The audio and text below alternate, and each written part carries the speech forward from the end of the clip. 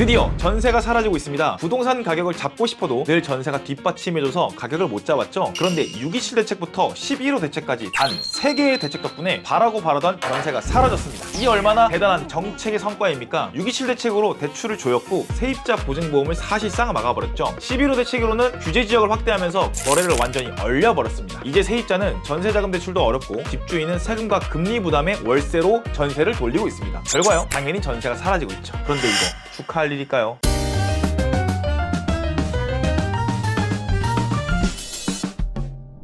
안녕하세요. 세상을 감정한 남자 김강사 평가사입니다. 계속된 부동산 수요 억제 정책의 여파가 매매 시장을 넘어서 임대차 시장까지 빠르게 확산되고 있습니다. 갭투자, 즉 전세 끼고 사는 매매, 이거를 금지해서 실수요자 중심 시장을 만들겠다는 취지였지만 결과는 전세 매물 잠김과 주거사들이 붕괴로 이어지고 있습니다. 사실 이 정책과 별개로 올해 상반기부터 이미 전세 월세화는 진행 중이었습니다. 전세 사기나 전세 대출 금리 상승 등등 이제는 세입자들도 차라리 월세가 낫다 이런 분위기죠. 아무리 위험해도 그냥 한 달치 월세 내면 끝이니까요. 실제로 7월 대비 8월에 서울 연립 다세대 월세는 7.9% 상승, 전세 보증금은 1.4% 하락했습니다. 특히 마포구는 서교동 신축 고가 원룸 거래로 월세가 한 달 만에 22.4% 급등하기도 했습니다. 이렇게 월세가 오르는 상황에도 정부는 갭투자 차단을 위해서 627 대책으로 다주택자 대출을 전면 금지, 무주택자도 6억까지만 빌릴 수 있게 제한했습니다. 실수요자만 살아남아 좋습니다. 그런데 결과는 전세 자체가 사라지고 있습니다. 게다가 11호 대책으로 서울 전역과 경기 12곳이 조정 대상 지역, 투기과열지구, 토지거래 허가구역 등등 여러 규제를 묶였는데요. 즉 실거주 외 매매는 전면 금지, 투자 임대 전세 거래가 전부 막힌 셈입니다. 그 결과 국토부 실거래가 시스템 기준으로 11호 대책 시행 후 열흘간 서울 아파트 거래량은 78.9%가 급감했고요. 총 564건밖에 안 됐습니다. 매매가 안 되면 전세라도 들어가야 되는데 근데 현금이 없으니까 전세조차 못 들어가죠. 이제 서민은 전세조차 접근 불가능한 시대가 됐습니다. 전세조차 막으니까 좋나요? 연이은 대책으로 서울 아파트는 현금 부자만 이제 살 수 있는데 전세마저도 현금 여력이 있는 사람만 들어올 수 있는 프리미엄 임대 시장으로 변하고 있습니다. 전세의 월세화, 이제는 모두가 느끼는 현실이 됐죠. 월세 공급자들은 더 이상 싸게 내놓지 않습니다. 세입자들은 전세에서 밀려나고 임대료는 오르고 정부는 여전히 시장 안정을 도모하겠다 이렇게 말하고 있습니다.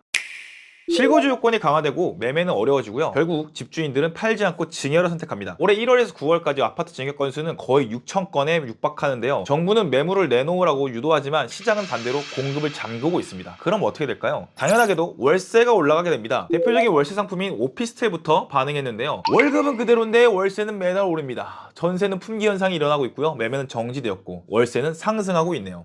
오피스텔 갖고 계신 분들 축하드립니다. 월세 올라가고 있네요. 그리고 이제 강남은 월세 100만 원이 평균값이라고 하네요. 부동산 정책이 진짜 민생 경제에 미치는 영향이 엄청난 것 같습니다. 이 와중에 몇몇 의원님들은 주택임대차보호법 일부 개정 법률안도 올리셨는데요. 자세한 내용은 앞에 영상에 있으니까 짧게 소개만 하겠습니다. 현행법에서 임차인이 1회만 한정하여 행사할 수 있는 계약갱신 청구권은 2회로 변경하고요. 갱신할 경우 현행 2년간의 임대차 기간을 3년으로 변경하며 총 9년 이내에서 갱신 청구권을 행사할 수 있도록 한다고 합니다. 즉 전세가 불안하니까 9년 동안 살게 해주겠다 이런 건데요. 근데 욕 엄청 먹었거든요. 어제 뉴스에 하나 떴네요. 다행히도 민주당에서는 이 계약갱신법을 검토한 적은 없다고 합니다. 갑자기요. 우리나라에만 있는 전세, 이를 통해 갭 투자가 가능하죠. 자본으로 자본을 버는 게 무조건 나쁜 건 아니라고 생각해요. 문제는 그 과정에서 임차인조차 부동산을 담보로 빚을 내야만 할 수 있는 구조가 되었다는 점입니다. 전세는 기회의 사다리이자 동시에 부채의 사다리였습니다. 이제 그 사다리가 끊어지고 있습니다. 부동산 가격을 잡겠다고 했지만 사실상 국민의 살 집을 볼모로 잡고 있는 건 아닌가 돌아볼 때이라고 생각합니다. 지금까지 세상을 감정한 남자 김강사 평가사였습니다. 여러분의 의견은 어떤가요? 댓글로 달아주시면 감사드리겠습니다. 그럼 다음 영상에서 찾아뵙겠습니다. 빠이빠이.